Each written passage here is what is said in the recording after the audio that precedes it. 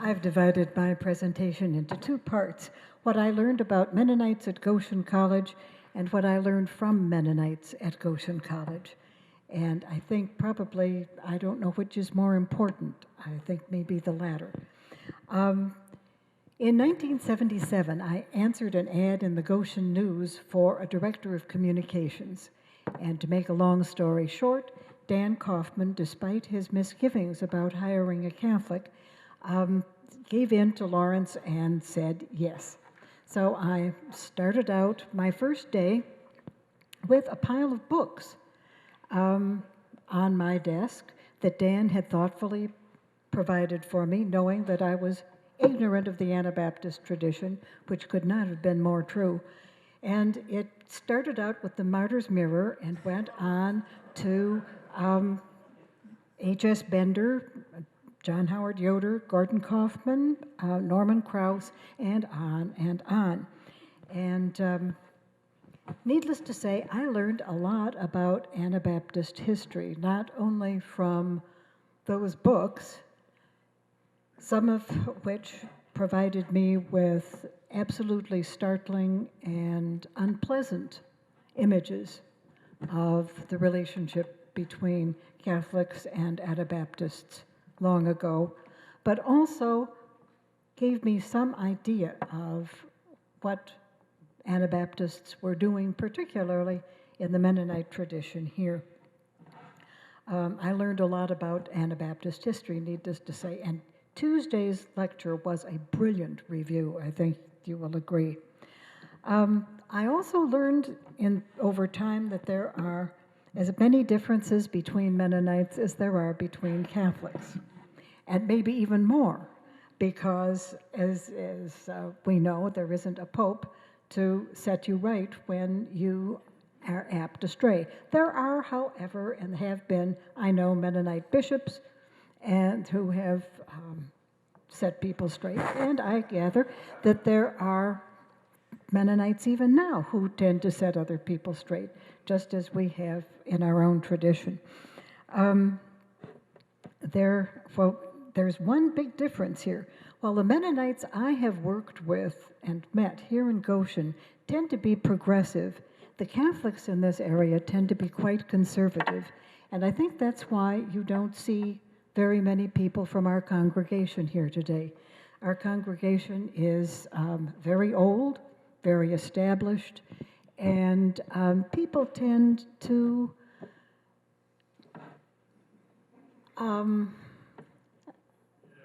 treasure the older way, the pre-Vatican II way of life over the Vatican II and post-Vatican II innovations. And that, as you can imagine, for somebody like me, is a challenge, because it has been my privilege to work with so many people of different faith traditions and so many religious traditions. I worked for a Jewish university in New York and really loved learning about the Jewish tradition.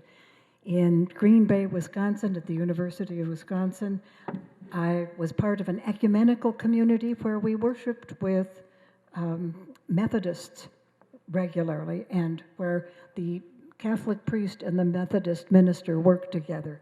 In Manitowoc, Wisconsin, where I lived for a couple of years, we had a house church that was presided over by a marvelous chaplain of the Women's College in Manitowoc. So I had a lot of different experiences and was not quite prepared for the atmosphere here in northern Indiana as far as Catholicism is concerned. I, of course, welcome the Pope with open arms and hoots of joy, and look forward to hearing more of his wonderful social justice messages and ecological messages, which I think form a common bond with the values that I certainly came to know, recognize, and cherish at the college.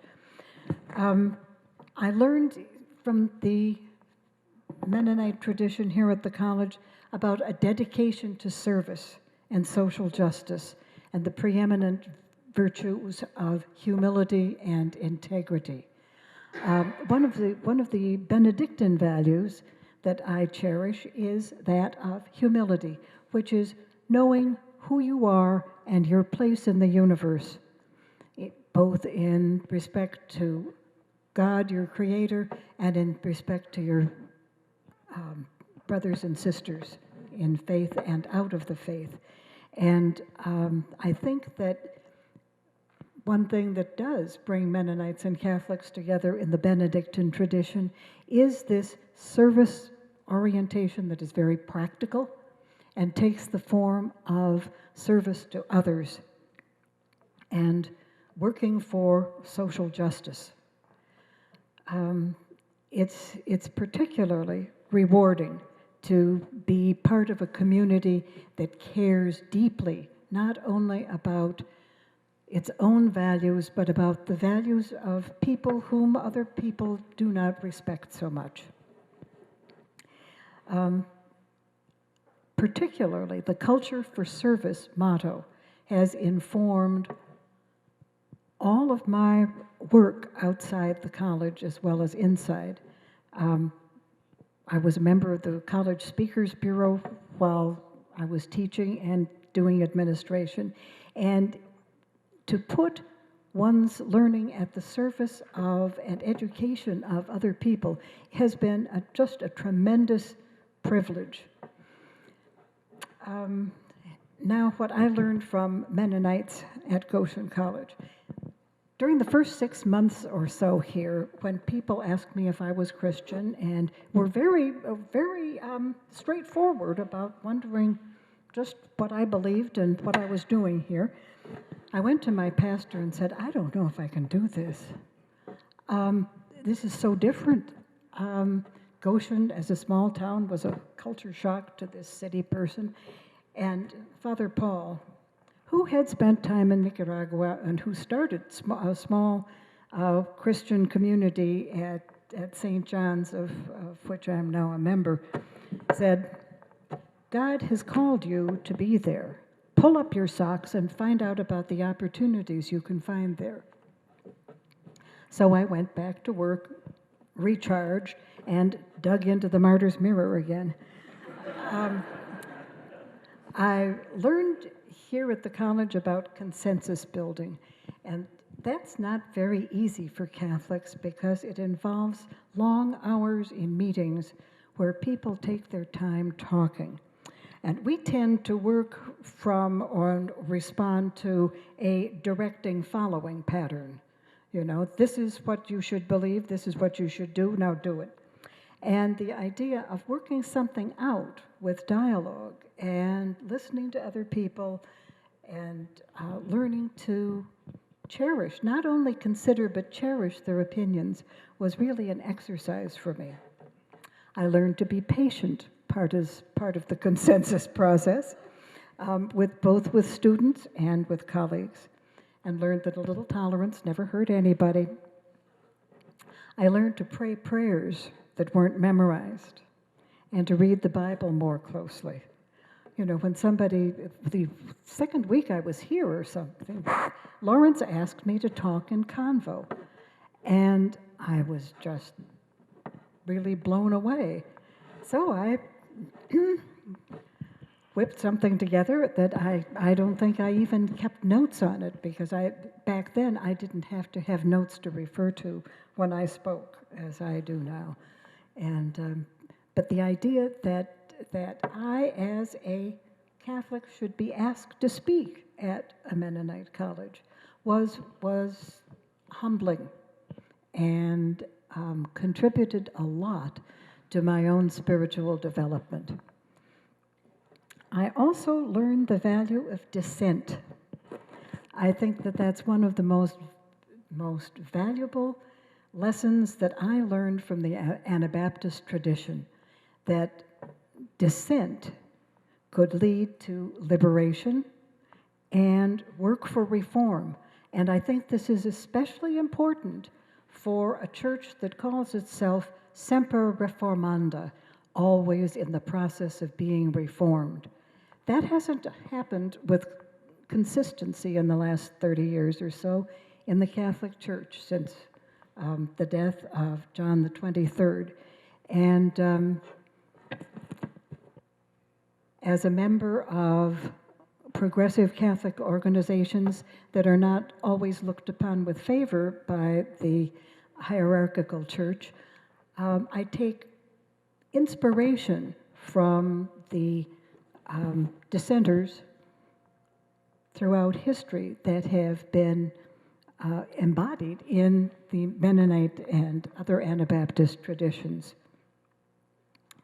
I don't know if being at the college has been, I think, a process of mutual understanding, mutual trying to get into the depths of each other's traditions. And I value the conversations with my colleagues.